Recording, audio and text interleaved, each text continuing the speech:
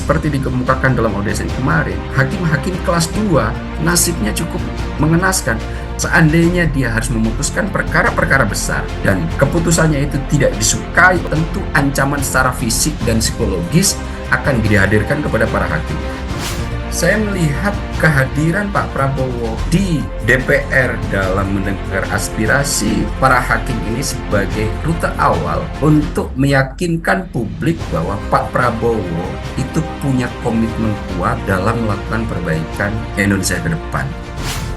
Respon cepat yang dilakukan oleh Wakil Ketua DPR, Sufmi Dasko Ahmad, terhadap hal-hal yang dipandang sebagai sesuatu yang penting untuk segera disikapi dan itu langsung dieksekusi tanpa wacana, tentu ini akan menjadi perbaikan kinerja DPR untuk segera bisa betul-betul menjadi tumpuan masyarakat dalam menyampaikan aspirasi. Saat ini banyak berkembang isu terkait dengan dua kepentingan besar yang sedang mengurung Pak Prabowo dalam konteks transisi dan suksesi kekuasaan yang ada. Besar kemungkinan PDIP memang akan bergabung dengan pemerintahan Prabowo Gibran. Dengan lamanya pertemuan antara Pak Prabowo dan Pak Jokowi, tentu akan banyak hal yang dibicarakan secara privat.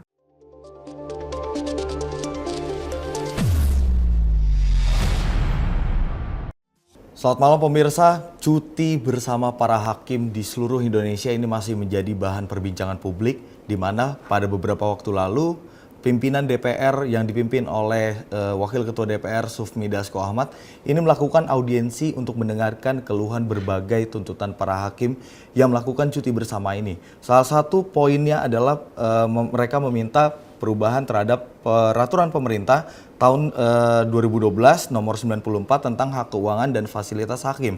Di mana memang kalau kita bisa melihat dinamika yang terjadi adalah para hakim ini selama 12 tahun tidak mendapatkan kenaikan dari segi tunjangan, kemudian dari segi gaji. Namun yang menarik dalam audiensi kemarin adalah hadirnya Presiden terpilih Prabowo Subianto saat ditelepon oleh pimpinan DPR Sufmi Dasko Ahmad. Nah, untuk membahas terlepas dari banyaknya tuntutan dari para hakim, kita akan membahasnya bersama Direktur Eksekutif Skala Survei Indonesia, Bang Abdul Hakim MS. Selamat malam, Bang Aaf. Selamat malam, Mas Andi. Apa kabar? Bang Aaf, alhamdulillah baik. Bang Aaf, gimana Bang Aaf? Ini kalau kita melihat pada Selasa kemarin atau beberapa waktu lalu ini DPR sudah membuka audiensi terhadap para hakim yang ada di Indonesia yang melakukan cuti bersama, Bang Aaf. Tapi kalau sebelum kita ke poin yang sedang menjadi bahan pembicaraan adalah hadirnya Presiden terpilih Prabowo Subianto di sana, walaupun hanya sekedar telepon seperti itu, tapi kita sebenarnya membahas terlebih dahulu Bang Aap terhadap 4 tuntutan para hakim ini. Kalau berdasarkan yang saya catat Bang Aap, ini mereka meminta perubahan PP nomor 94 tahun 2012 tentang hak keuangan dan fasilitas hakim, kemudian menuntut pembahasan RUU jabatan hakim, dan yang ketiga ini menuntut pembahasan RUU pelecehan terhadap persidangan, dan yang keempat yang terakhir adalah meminta aturan jaminan keamanan bagi hakim dan keluarganya. Namun seberapa penting Mbak kira-kira dalam trias politika ini peran dari hakim ini di yudikatif itu seperti apa Bang Aap? Iya, Mas Andi. Saya cukup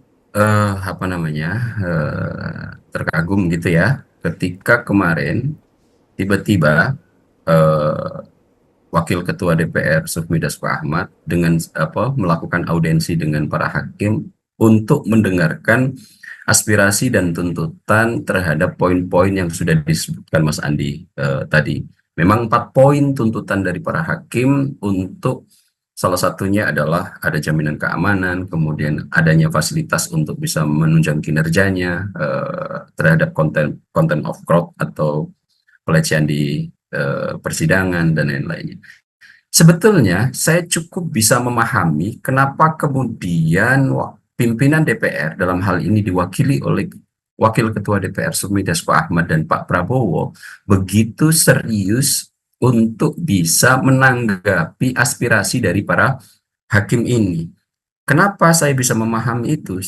Setidak-tidaknya ada beberapa perkara. Nomor satu, perkara yang bisa saya pahami kenapa begitu direspon cepat oleh Presiden terpilih Prabowo Subianto dan Wakil Ketua DPR Sufmi Dasko Ahmad, meskipun Pak Prabowo belum resmi dilantik.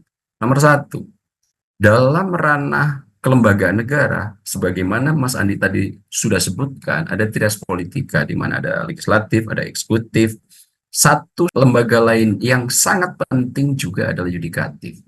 Perannya apa? Sebetulnya yudikatif dalam sektor ketatanegaraan kita itu salah satu fungsinya adalah untuk menjadi pengawas terhadap kekuasaan yang akan dijalankan oleh legislatif dan juga eksekutif agar tidak berlaku secara sewenang-wenang.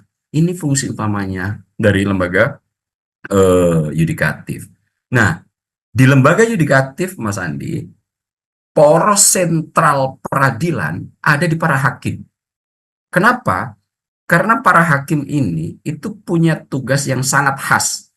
Nomor satu, dia bertugas untuk mengadili persoalan-persoalan yang terjadi di berbagai lapisan kelembagaan negara dan masyarakat. Itu nomor satu. Nomor dua, para hakim ini punya otoritas tunggal untuk bisa menafsirkan hukum sesuai dengan apa yang kemudian diyakini oleh para hakim. Makanya dalam mengambil keputusan, keyakinan hakim menjadi variabel paling penting dalam mengambil keputusan. Nomor tiga, hakim juga itu bisa berperan dan berfungsi untuk mengadili, coba bayangkan, mengadili sesuatu yang terjadi di masyarakat dan kelembagaan negara, sehingga prosesnya agak sangat penting dalam poros lembaga yudikatif. Nah, melihat peran-peran sentral ini, maka perlengkapan yang harus dimiliki oleh para hakim harus sangat memadai. Dan selama ini, sebagaimana kita dengar dalam audiensi ya Mas Andi ya, banyak kendala-kendala yang untuk melakukan fungsi-fungsi itu bagi para hakim sangat tidak memadai. Ada cerita hakim yang bahkan meninggal di rumah kontrakan. Ya. Ada juga cerita hakim yang tidak punya waktu untuk mengurus keluarga karena dalam 1 tahun 2000 kasus per hakim harus ditangani. Satu hakim menangani 2000 kasus. Ini semua harus perlu perlengkapan instrumen yang memadai. Saya akan mengambil contoh analogi sederhana, Mas Andi. Saya ambil sebagai contoh misalnya tukang bangunan. Seahli apapun tukang bangunan itu dalam teori, seberpengalaman apapun tukang bangunan itu dalam mengerjakan rumah, akan tetapi jika instrumen yang mereka miliki tidak memadai, tentu agak cukup kesulitan untuk bisa bekerja secara mapan. Tidak punya gergaji, tidak punya cetok, tidak punya berbagai alat ukur yang diperlukan untuk membuat bangunan itu presisi, tentu ini agak cukup sulit bagi para tukang bangunan untuk melakukan pekerjaannya secara baik. Demikian pula dengan hakim. Hakim itu jika tidak memiliki instrumen memadai, satu orang, bahkan diceritakan itu di audiensi, siang harus bersidang, malam harus memikirkan keputusan, padahal itu harus dilakukan secara sendiri. Saya tidak bisa membayangkan bagaimana kinerja beban yang dimiliki para hakim ini untuk melakukan tugas-tugasnya. Naasnya ya, media massa itu lebih fokus terhadap hakim-hakim yang bermasalah gitu. Hakim yang menerima suap, hidupnya yang mewah, kemudian menikmati banyak gelimang fasilitas, akan tetapi seperti dikemukakan dalam audiensi kemarin, hakim-hakim kelas 2 nasibnya cukup mengenaskan. Bayangkan untuk memutuskan perkara-perkara penting, ancaman serius itu bisa tertuju pada keamanan nasib jiwa dia dalam proses keputusan perkara, Mas Andi. Banyak yang bercerita rumahnya tidak terjaga dengan baik, kemudian akses terhadap rumah itu juga cukup leluasa. Seandainya dia harus memutuskan perkara-perkara besar dan keputusannya itu tidak disukai oleh pihak-pihak yang dikalahkan, tentu ancaman secara fisik dan psikologis akan dihadirkan kepada para hakim. Jika keamanannya tidak memadai, tentu ini akan menjadi tantangan yang serius. Dengan berbagai macam dinamika ini, saya kemudian bisa cukup memahami kenapa Pak Prabowo ketika ditelepon oleh Wakil Ketua DPR yang memimpin audiensi, langsung menyatakan komitmen bahwa itu adalah cita-cita Pak Prabowo dari 2019 ketika kampanye, dan bahkan sebelum terpilih pun dan sebelum dilantik pun, meskipun sudah terpilih, komitmen itu masih ada di tangan, masih dipegang penuh oleh Pak Prabowo. Tentu ini adalah indikasi baik. Pak Prabowo sudah mulai melihat sektor-sektor mana yang paling penting untuk segera ditangani agar ketika nanti Pak Prabowo sudah dipilih, peran lembaga yudikatif sebagai pengawas, pengontrol, atau pihak ketiga yang menjadi watchdog jalannya kekuasaan eksekutif dan legislatif agar tidak bertindak sewenang-wenang sudah mulai dilakukan oleh Pak Prabowo, dan ini menurut saya Baik. langkah yang cukup baik dan cukup positif bagi gejala pengelolaan Pak Prabowo untuk menjalankan roda pemerintahan 5 tahun ke depan, Mas Andi. Baik Bang Ab, ini kan kalau kita berbicara soal para hakim ini kan artinya soal keuangan yang ini sebenarnya berkaitan dengan integritas hakim. Apakah ini menjadi salah satu faktor yang menjadi concern dari Presiden terpilih Prabowo Subianto saat kemarin audiensi ini memberikan bukan janji, kalau yang dia bilang tuh ini bukan janji lagi karena ini sudah bukan kampanye seperti itu. Lalu apakah faktor keuangan yang tadi saya jelaskan ini yang berkaitan dengan integritas hakim menjadi salah satu faktor Pak Prabowo ini concern ke sana? Betul sekali, Mas Andi.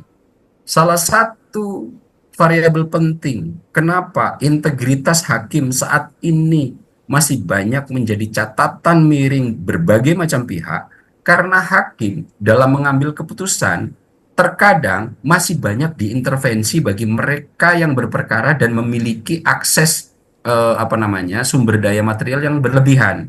Itu kenapa kemudian mungkin meskipun tidak menjadi variabel satu-satunya, tuntutan para hakim agar remunerasi mereka dinaikkan.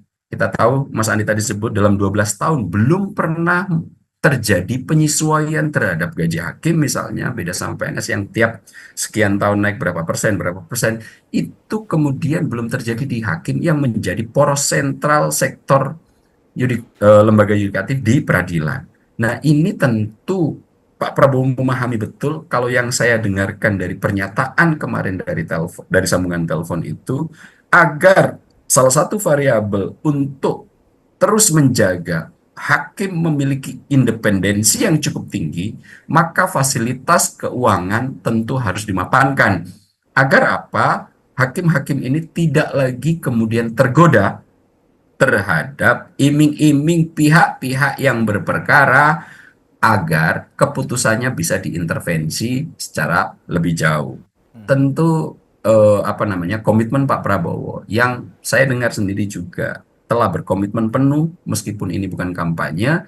Lagi-lagi saya melihat ini sebagai sinyal baik terhadap pemahaman Pak Prabowo terkait lembaga-lembaga penting negara yang nanti akan menjadi sokongan penuh Pak Prabowo dalam menjalankan roda pemerintahan 5 tahun ke depan, Mas Andi. Baik, Bang Ab, ini kalau kita mundur sedikit Bang Ab, ini kan tadi soal Pak Prabowo gitu, POV dari Pak Prabowo Subianto, kenapa Pak Prabowo begitu concern di sana. Tapi kalau kita tarik mundur sedikit, soal yang terjadi di DPR, ini audiensi dilakukan oleh pimpinan DPR, kemudian bersama para anggota DPR lainnya, walaupun memang seperti yang kita ketahui sampai dengan saat ini, AKD ini sebenarnya belum selesai Bang Ab. Pembagian komisi belum terjadi di DPR, seperti itu masih dilakukan komunikasi antar fraksi. Nah, kira-kira apa yang membuat pimpinan DPR ini merespon cepat hal ini, Bang Ab? Padahal dalam satu sisi AKD ini belum terbentuk sebenarnya.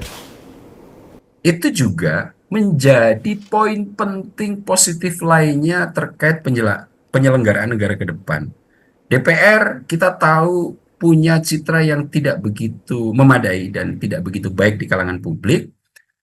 Respon cepat terhadap hal-hal yang dipandang sebagai sesuatu yang penting untuk segera disikapi dan itu langsung dieksekusi tanpa wacana, tentu ini akan menjadi perbaikan kinerja DPR untuk segera bisa betul-betul menjadi tumpuan masyarakat dalam menyampaikan aspirasi. Respon cepat yang dilakukan oleh Wakil Ketua DPR, Sufmi Dasko Ahmad, dalam rangka merespon hal-hal yang sangat penting untuk melakukan pengelolaan negara secara lebih matang dan mapan dalam 5 tahun ke depan, tentu ini juga salah satu menjadi sinyal baik.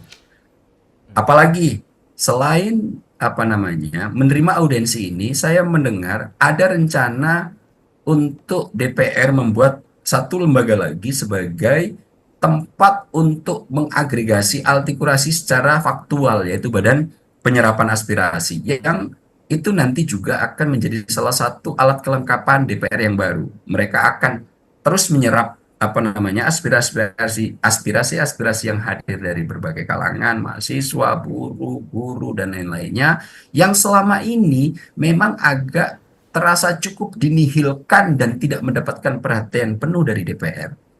Pimpinan DPR yang saat ini tercermin dari yang sudah dilakukan dan wacana-wacana yang akan dilakukan, memberikan harapan baru juga terkait dengan kinerja DPR yang selama ini mendapatkan ponten yang agak kurang baik di kalangan masyarakat. Baik. Respon cepat, eksekusi yang mapan, tanpa menunggu waktu yang lama dalam menanggapi persoalan-persoalan yang sedang penting. Ini tentu menjadi lagi-lagi sinyal baik bagi akan dimulainya rencana pengelolaan negara dalam waktu 5 tahun ke depan, Mas Andi. Baik, Bang Ab, saya mau nanya Bang Ab, ini kan pimpinan DPR ini sudah 2 kali melakukan RDPU atau Rapat Dengar Pendapat Umum, melakukan audiensi. Yang pertama bersama para hakim, ini merespon bagaimana tuntutan para hakim terkait dengan gaji mereka, seperti itu hak mereka.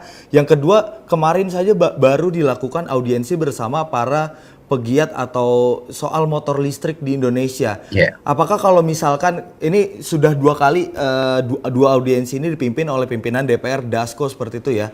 Apakah ini bisa diartikan dari audiensi 2 agenda tadi ini bisa diartikan menjadi concern dari pemerintahan selanjutnya atau seperti apa, Bang Ab? Kalau saya melihatnya agak secara lebih luas, Mas Andi ya. Apa yang dilakukan oleh DPR yang sekarang, yang dalam 2 kali sebagaimana disebut Mas Andi itu telah melakukan audiensi untuk menyerap aspirasi berbagai kalangan yang ada di masyarakat. Yang pertama dari para hakim, yang udah lama mengeluarkan aspirasi, tapi kemudian sampai detik ini baru direspon cukup memadai dengan akan segera dibahasnya undang-undang jabatan hakim gitu. Yang kedua kemarin juga dengan perwakilan motor listrik gitu. Ini semua menjadi indikator yang cukup positif bahwa memang DPR yang saat ini akan segera menjadi partner Pak Prabowo setelah 20 Oktober nanti, meskipun alat kelengkapan dewan belum terbentuk, kemudian komisi-komisi juga jumlah dan komposisinya juga belum difinalisasi untuk diketok secara sah, akan tetapi kerja-kerja yang harus dilakukan meskipun alat-alat kelengkapan ini belum terbentuk, sudah mulai dilakukan. Tentu hal-hal yang seperti ini menjadi sinyal baik untuk perbaikan kinerja lembaga negara dalam sektor legislatif. Ada harapan nanti masyarakat akan bisa mendapatkan wadah seperti yang sudah dilakukan oleh DPR dalam 2 kali RDP, baik itu dengan para hakim dan pihak perwakilan UMKM terkait motor listrik. Tentu untuk sektor dan bidang-bidang yang lainnya sangat memungkinkan bisa diwadahi DPR, apalagi DPR akan membentuk lembaga baru yang khusus menangani pewadahan aspirasi masyarakat. Ini sinyal baik, Mas Andi. Baik. 2 kali alat kelengkapan DPR belum juga terbentuk, akan tetapi kinerja cepat.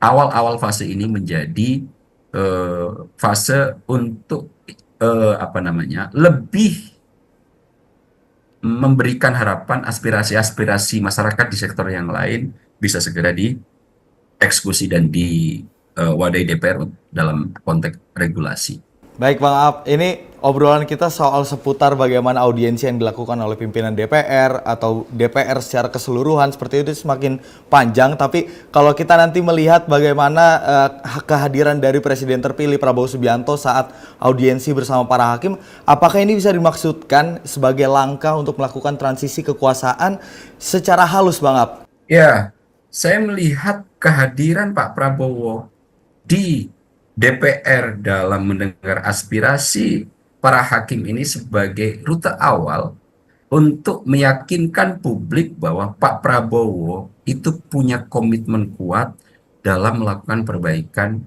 Indonesia ke depan. Kehadiran Pak Prabowo yang sudah, meskipun beliau sendiri menyatakan saya belum dilantik, saya ini bukan kampanye, tapi apa namanya, tidak mengurangi kemudian aspirasi pewadahan ini, tapi tunggu, sabar, kan gitu kata Pak Prabowo, sabar, nanti setelah dilantik maka sektor aspirasi dari para hakim ini akan di follow up secara lebih memadai. Memang saya lihat Mas Andi, upaya-upaya Pak Prabowo dalam melakukan transisi kekuasaan ini cukup luas.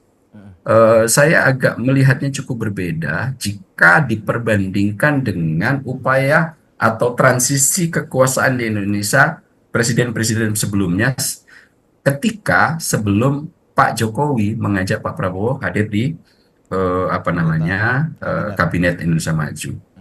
Pak Prabowo dalam mengelola transisi ini cukup smooth. Pak Prabowo mengelola transisi ini tidak pakai prinsip menang-menangan.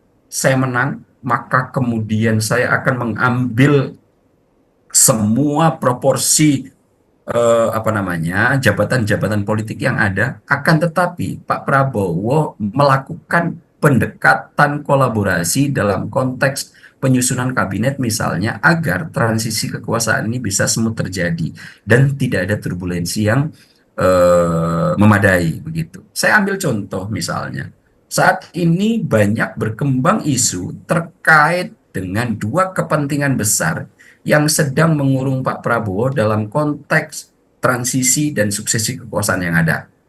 Apa itu?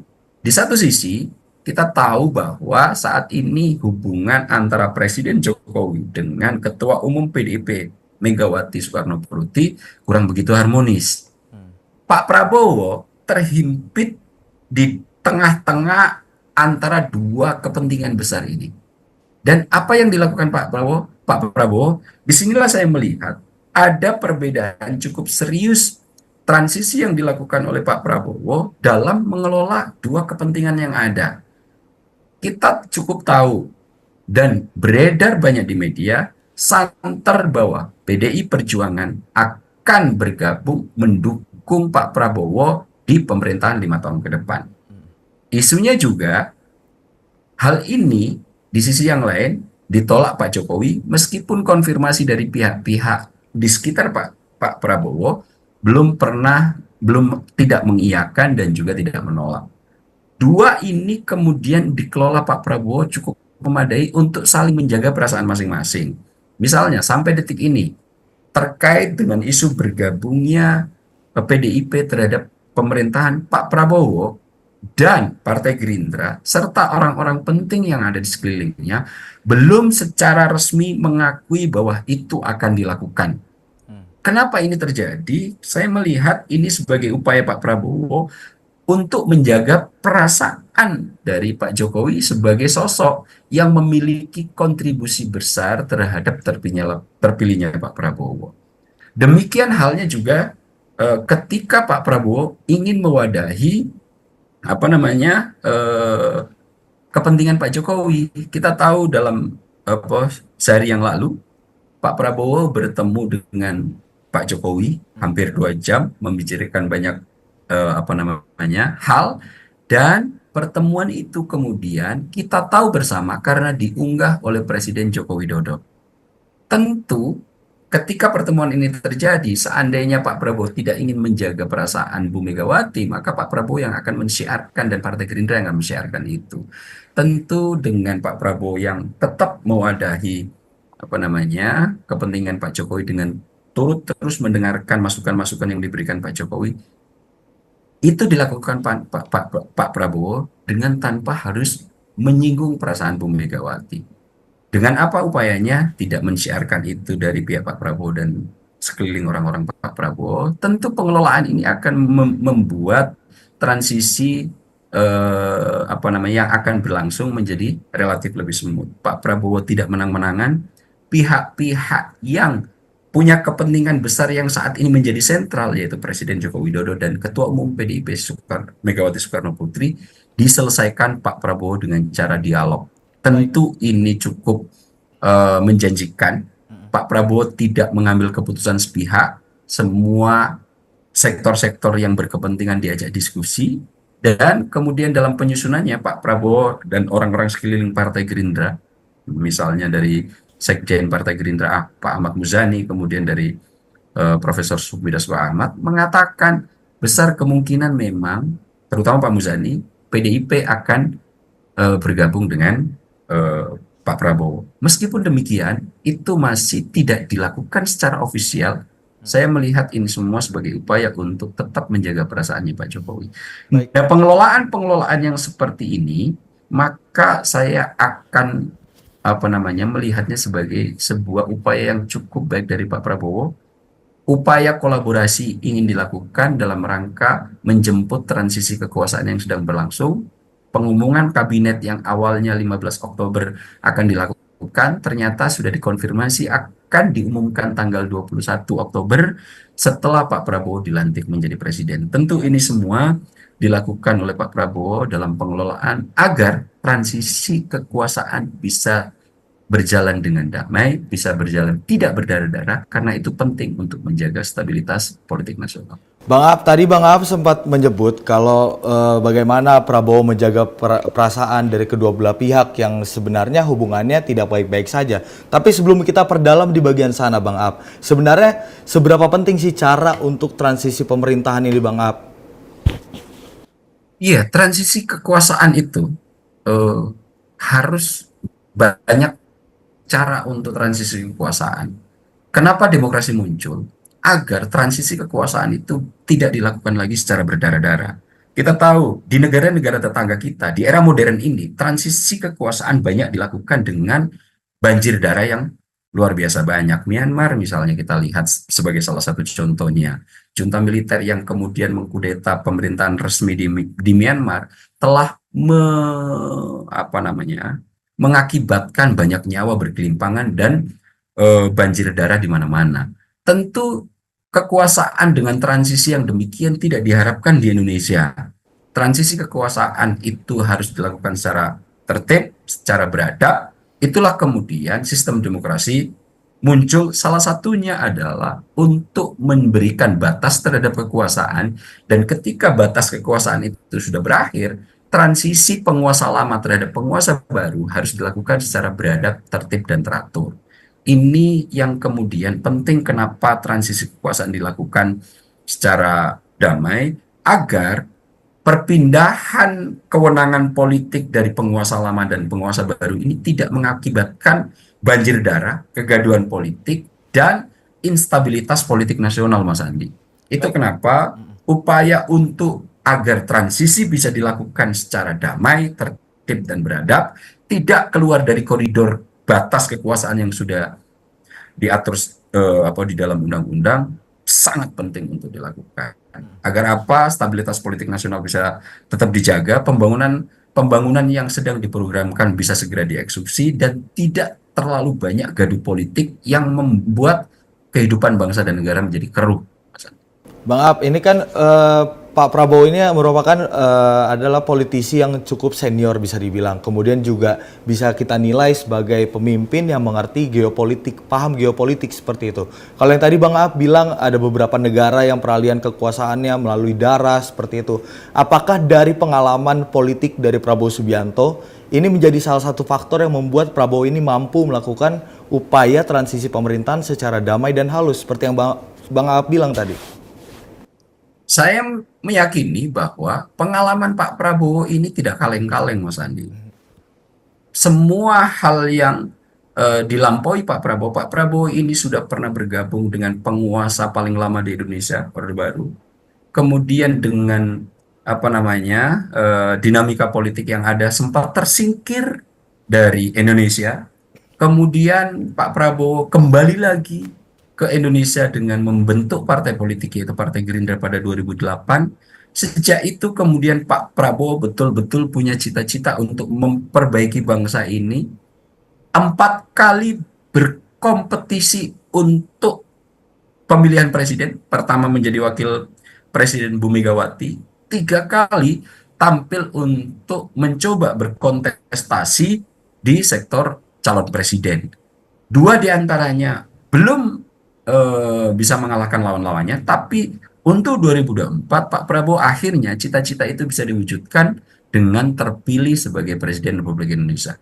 Pengalaman panjang Pak Prabowo terkait dengan suksesi kekuasaan yang terjadi, misalnya seperti di 98 harus apa namanya melalui banyak dinamika, apalagi suksesi apa namanya kekuasaan dari Presiden Soekarno ke Presiden Soeharto. Banyak darah yang harus apa namanya membasahi Jatuh. bumi, banyak mayat yang harus berkelimpangan dengan terjadinya G30 SPKI itu gerakan 30 September. Hal-hal yang semacam ini tentu terekam baik di kepala Pak Prabowo. Dan ini semua yang saya meyakini secara pribadi, Pak Prabowo telah mengakumulasikan semua pengalaman politik dalam konteks suksesi apa namanya suksesi kekuasaan dan transisinya kekuasaan yang baru ini akan menjadi background pertimbangan serius, serius bagi Pak Prabowo.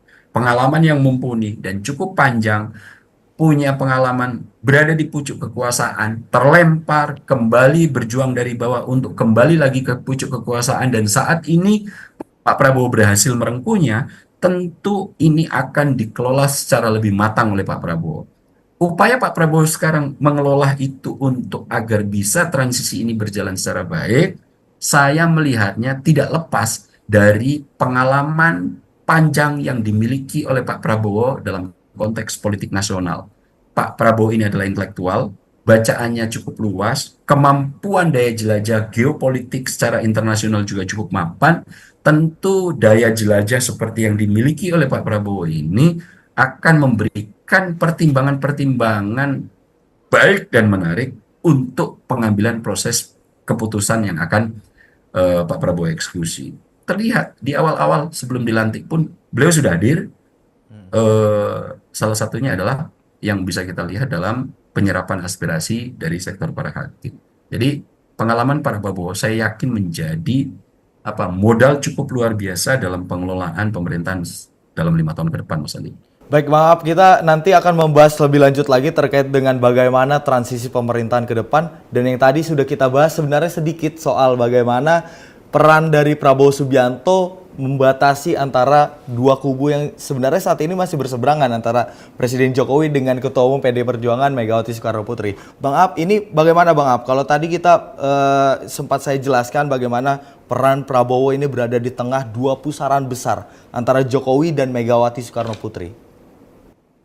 Iya Mas Andi, saya membayangkan ya, seandainya saya berada di posisi Pak Prabowo begitu, tentu posisi saat ini menjadi sangat dilematis.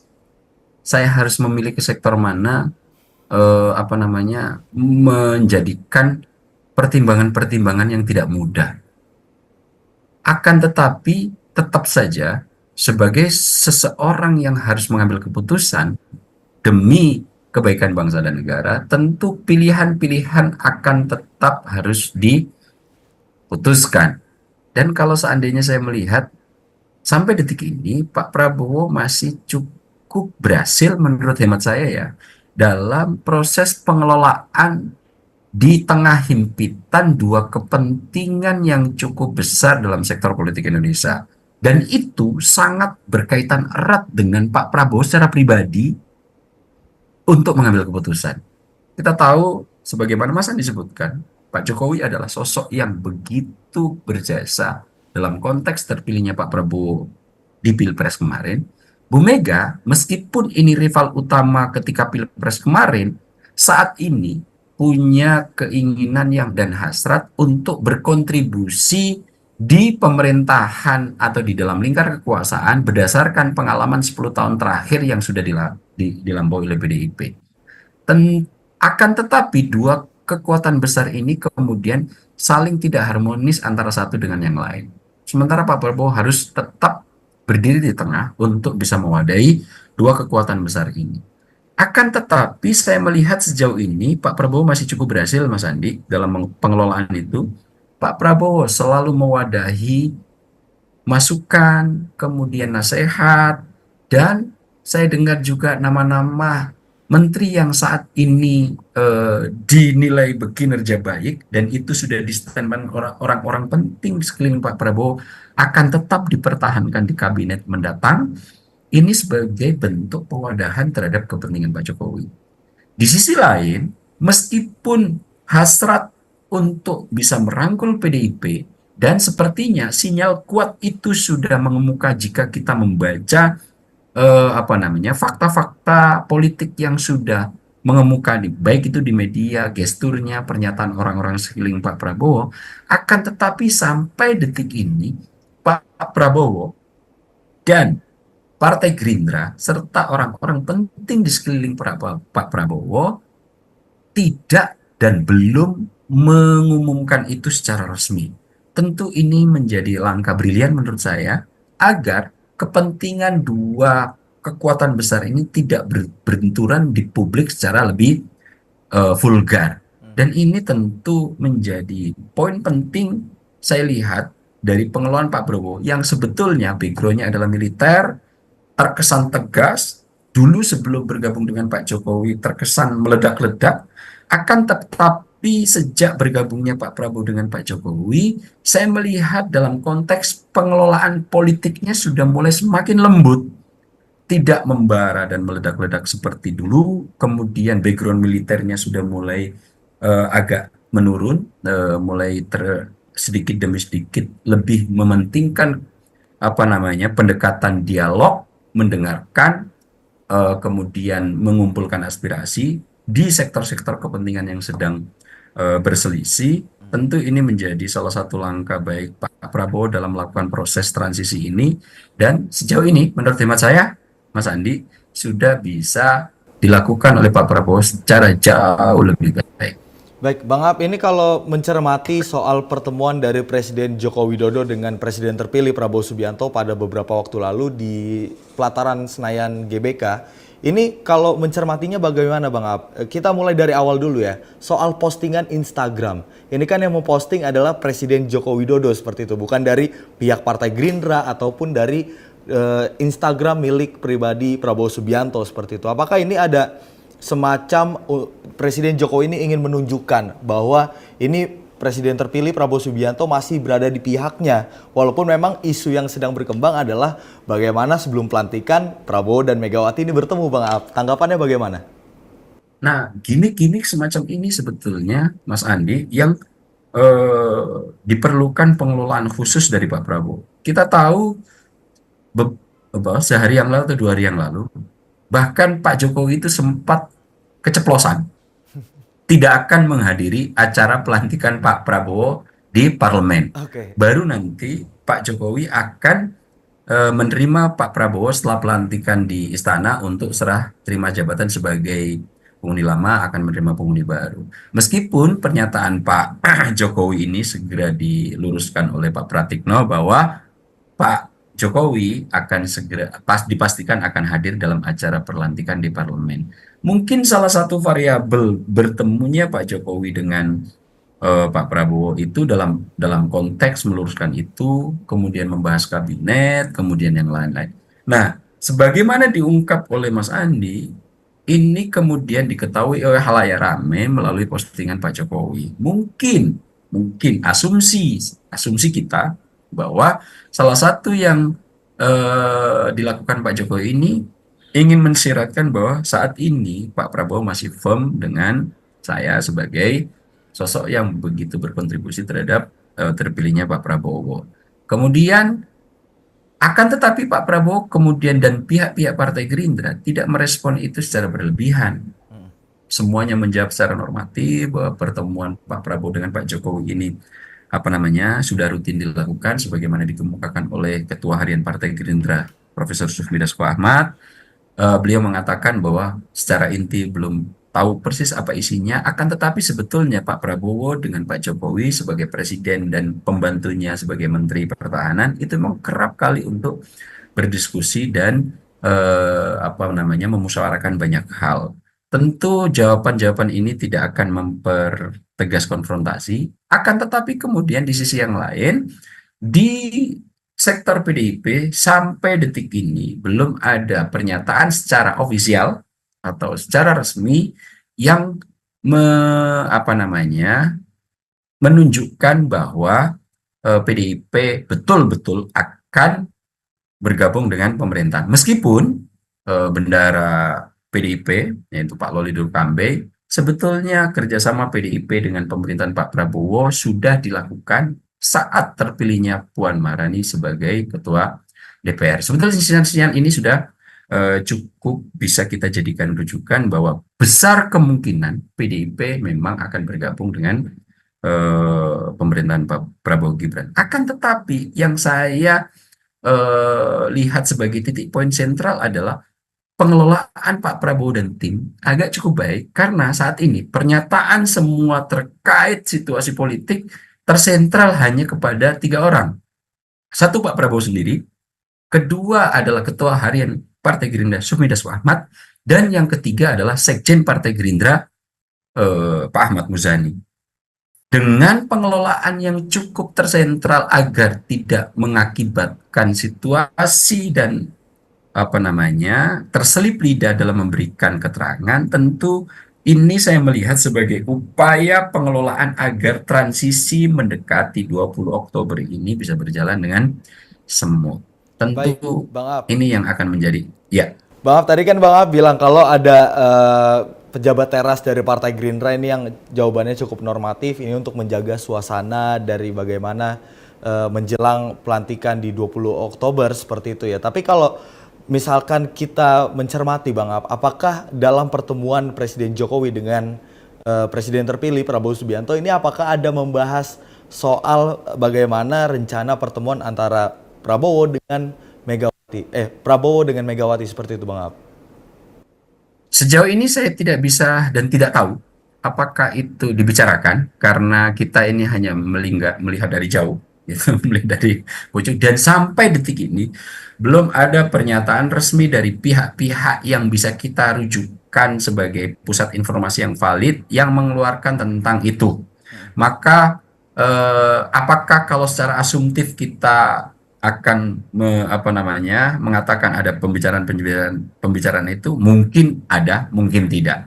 Namun secara apa namanya secara tersirat dengan lamanya pertemuan hampir 2 jam lebih antara Pak Prabowo dan Pak Jokowi, tentu akan banyak hal yang dibicarakan secara privat. Kalau memang pembicaraannya tidak banyak hal, mungkin bisa dilakukan dengan cepat-cepat, Mas Andi. Tapi ini dilakukan pertemuannya secara panjang, 2 jam lebih. Tentu banyak hal, dan saya yakin beberapa poin yang akan dibicarakan adalah terkait bagaimana suksesi kepemimpinan tanggal 20 Oktober, Mas Andi. Baik, Bang Ab, ini kan kalau tadi Bang Ab sempat mengutip dari pernyataan Presiden terpilih Prabowo Subianto bahwa akan ada menteri dari Koalisi Indonesia Maju yang akan tetap dipertahankan. Seperti itu, Kabinet Indonesia Maju maksud saya, yang akan dipertahankan di pemerintahan Prabowo Subianto ke depannya seperti itu. Kemudian juga statement ini kembali dikuatkan oleh kemarin saat Sekjen Partai Gerindra Ahmad Muzani ini mengungkapkan bahwa ketika ditanya wartawan, ini mengungkapkan bahwa akan ada menteri dari PDI Perjuangan dan dijawab ini insya Allah seperti itu. Apakah ini bentuk dari positif PDI Perjuangan bisa bergabung kembali dipertahankan seperti itu kan? Karena memang seperti kita ketahui sampai dengan saat ini masih ada beberapa menteri dari PDI Perjuangan yang tentunya masih dipertahankan di Kabinet Indonesia Maju. Ya, sinyal kuat. Ada 3 nama yang dari PDIP kan, yang sudah banyak beredar dan kita baca di media. Nomor satu adalah orang terdekat Bu Megawati yang punya hubungan khusus cukup leluasa dengan Bu Megawati, yaitu Kepala Badan Intelijen Nasional saat ini Pak Budi Gunawan. Kemudian yang kedua adalah Menpan RB yang saat ini juga membantu cukup keras Pak Prabowo dalam menyusun nomenklatur kabinet, yaitu Abdullah Azwar Anas. Kemudian banyak santer terdengar juga Pak Loli Dondo Kambe yang akan juga berada di posisi kabinet. Informasi-informasi ini kemudian secara tersirat banyak mendapatkan afirmasi dari, contohnya tadi yang Mas Andi sebut, dari Sekjen Partai Gerindra Pak Ahmad Muzani. Memang sinyalemen kuat bahwa PDIP akan bergabung cukup tersurat dan tersirat, meskipun lagi-lagi Mas Andi, kepentingan pengelolaan, adanya 2 kepentingan besar atau kekuatan besar antara Bu Mega dan Pak Jokowi ini tentu harus mendapatkan pengelolaan yang tidak sederhana dari Presiden terpilih Prabowo Subianto dan Partai Gerindra. Akan tetapi pengelolaan-pengelolaan ini akan menjadi apa namanya, bisa menjadi pemantik untuk bagaimana jalannya pemerintahan 5 tahun ke depan, Mas Andi. Apa itu transisi kekuasaan yang dilakukan oleh Pak Prabowo, pengelolaan yang seperti sekarang ini akan menjadi role model baru. Role model baru bagi demokrasi kita, sehingga demokrasi kita nanti akan memiliki kekhasan yang tidak seperti negara-negara lain. Baik. Bang Ab, ini kalau soal tadi Bang Ab bilang ini adalah bentuk dari pengelolaan yang dilakukan oleh Prabowo Subianto seperti itu. Apakah pengelolaan yang dimaksud ini bisa diartikan pengelolaan Prabowo yang dilakukan adalah akomodasi terhadap pihak-pihak yang sebenarnya mempunyai kekuatan besar seperti itu, Bang Ab?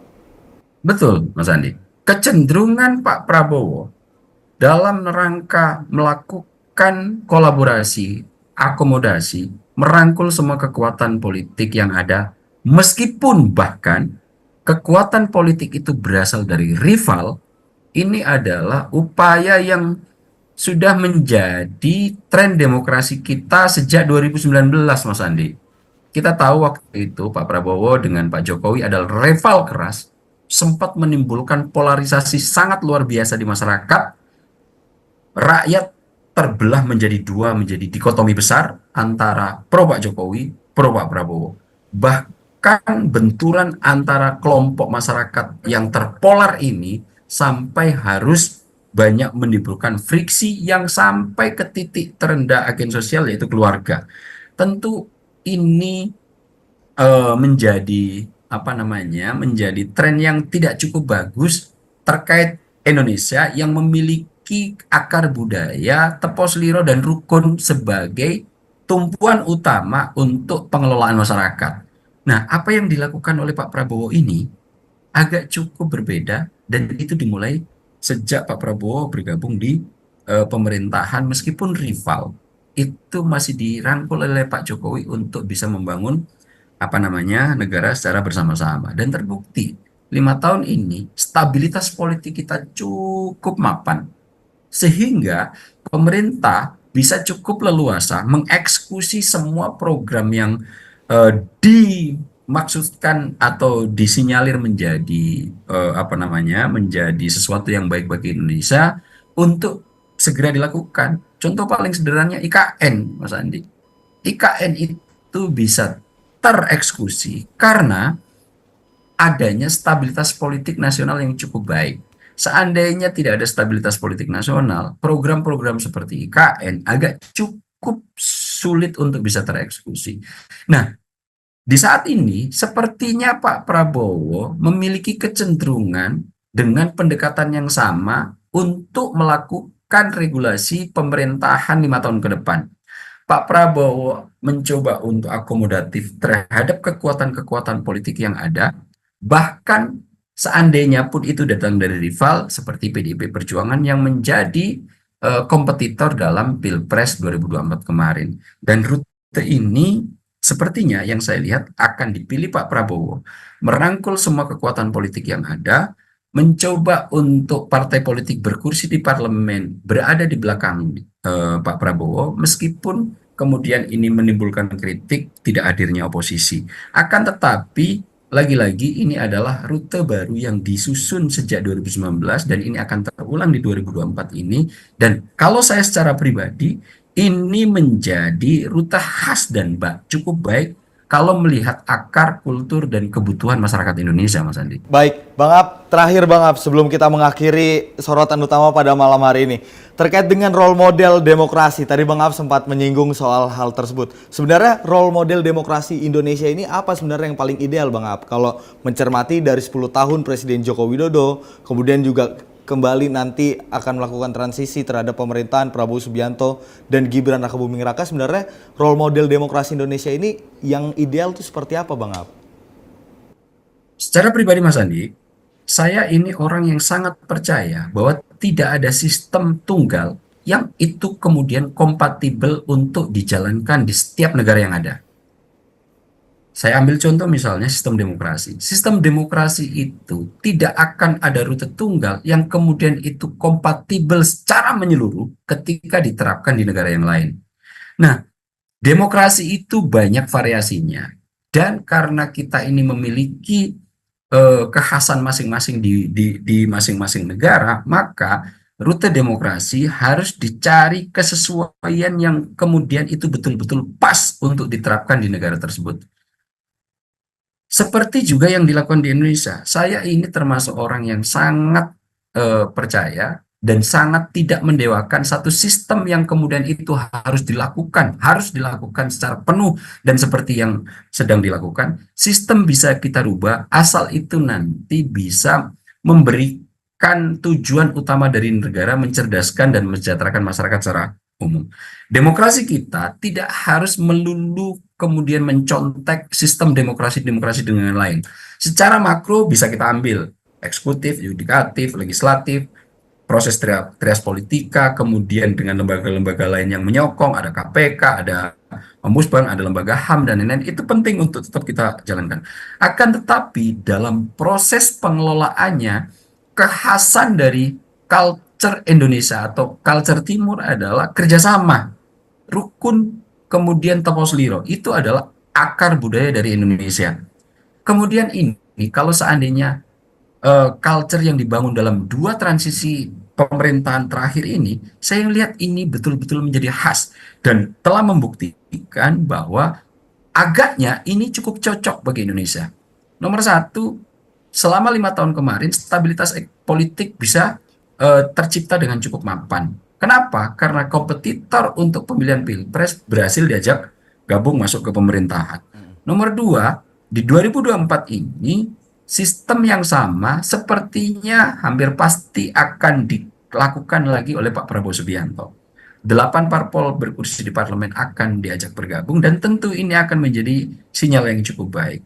Rule model ini bisa kita jadikan kekhasan ala Indonesia dan ini akan menjadi contoh dunia internasional bahwa ada model demokrasi seperti di Indonesia yang tidak harus, yang kalau kompetisi kemudian menjadi lawan dan harus saling menghancurkan. Di Indonesia agak cukup lain. Ternyata meskipun berkompetisi secara total dalam konteks perebutan pucuk pimpinan kekuasaan presiden, akan tetapi jika kompetisi itu sudah selesai, ternyata kerjasama, kolaborasi bisa dilakukan. Di mana contohnya dua suksesi pemerintahan terakhir di Indonesia bisa dijadikan role model baru bagi demokrasi yang berkembang saat ini dan menjadi pembicaraan di semua negara dunia, Mas Andi. Baik, Bang Aap, terima kasih banyak sudah memberikan banyak sekali pengetahuan terhadap kita pemirsa Sinpo TV khususnya terkait dengan bagaimana demokrasi role modelnya yang bentuknya ideal seperti itu, kemudian bagaimana pemerintahan dari pemerintahan sebelumnya di Presiden Joko Widodo akan dilakukan dan diupayakan berjalan mulus dan damai oleh Presiden terpilih Prabowo Subianto. Bang Aap, terima kasih sekali lagi sudah mau mampir ini menyempatkan waktunya di sorotan utama. Terima kasih Mas Andi sudah berkenan Waktu mengundang. kita akan bahas berbagai hal lagi ya Bang Aap ya. Baik. Baik Bang Aap, terima kasih, selamat malam.